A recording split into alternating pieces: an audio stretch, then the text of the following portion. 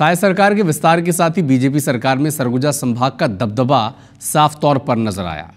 ये एक ऐसा संभाग है जहां से मुख्यमंत्री के अलावा 4 मंत्री भी सरकार की कैबिनेट में शामिल हैं। इसी बीच राजेश अग्रवाल को मंत्रिमंडल में जगह देकर कई समीकरण साधने का प्रयास किया गया। राजनीतिक गलियारों में इसकी चर्चा भी शुरू हो चुकी है। इस रिपोर्ट से आप समझें। मैं राजेश अग्रवाल ईश्वर की शपथ लेता हूं कि मैं विधि द्वारा स्थापित भारत के संविधान के प्रति सच्ची श्रद्धा और निष्ठा रखूंगा। जश्न और आतिशबाजी की तस्वीरें राजेश अग्रवाल को मंत्री बनाए जाने के बाद की हैं। छत्तीसगढ़ की राजनीति में उत्तर छत्तीसगढ़ यानी सरगुजा संभाग का योगदान काफी अहम रहा। ये किंवदंती है कि सरगुजा जीता तो प्रदेश जीता। पिछली रमन सरकार से लेकर भूपेश सरकार और अब साय सरकार में ये फॉर्मूला पूरी तरह फिट बैठा है। इस बार बीजेपी ने सरगुजा से कांग्रेस का सूपड़ा साफ कर 14 की 14 विधानसभा सीटें अपने नाम की। असर ये कि सरकार बीजेपी की बन गई।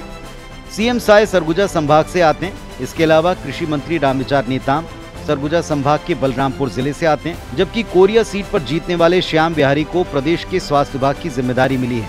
साय सरकार की एकमात्र महिला मंत्री लक्ष्मी राजवाड़े भी सरगुजा के सूरजपुर से आती हैं। इसके अलावा अंबिकापुर से जीतकर आने वाले राजेश अग्रवाल भी मंत्रिमंडल का हिस्सा हैं। यानी भाजपा ने सरगुजा संभाग का खास ख्याल रखा है। जानकार मानते हैं कि सरगुजा ने 14 सीटें चुनाव में दी, जिसके बदले में सरगुजा को ये इनाम मिला है।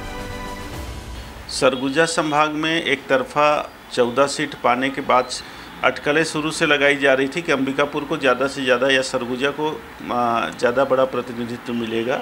संभाग मुख्यालय अंबिकापुर को सौगात है, जिसकी मांग की जा रही थी।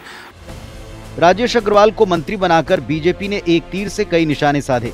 राजेश पहले कांग्रेस में रहे, टीएस सिंहदेव के काफी करीबी थे और फिर ऐन चुनाव के वक्त अग्रवाल ने पांसा पलटा और पूर्व डिप्टी सीएम को हराकर अब इनाम के तौर पर साय कैबिनेट का हिस्सा बन चुके हैं। इसके अलावा अब तक की सरकार में अग्रवाल समाज से एक न एक मंत्री जरूर रहा है। सो बृजमोहन अग्रवाल के बाद राजेश अग्रवाल को मंत्री बनाकर सामाजिक समीकरण को भी दुरुस्त किया गया। राजनीतिक जानकारों की माने तो भाजपा अपने पुराने धाकड़ नेताओं को मंत्रिमंडल में शामिल करना नहीं चाहती थी। ऐसे में बीजेपी ने पहली बार चुनाव जीत कर आए राजेश को मंत्री बनाया। उनको प्रतिनिधित्व बतौर उभार करके अग्रवाल समाज के जो दूसरे प्रतिनिधि थे वरिष्ठ, जैसे बृजमोहन अग्रवाल जी को किनारे किया गया था, अमर अग्रवाल किनारे किया गया था, तो उनके बदले एक नए और फ्रेश चेहरे को लाने का प्रयास मुझे लगता है कि सरकार की ये रणनीति रही, भाजपा हाईकमान की रणनीति रही। साय कैबिनेट में सरगुजा संभाग का दबदबा साफ दिख रहा है। अब देखना होगा कि संभाग का विकास किस गति से होता है। चुनौती भाजपा के नाराज दिग्गजों को मनाने की भी है। अभिषेक सोनी, IBC 24, सरगुजा।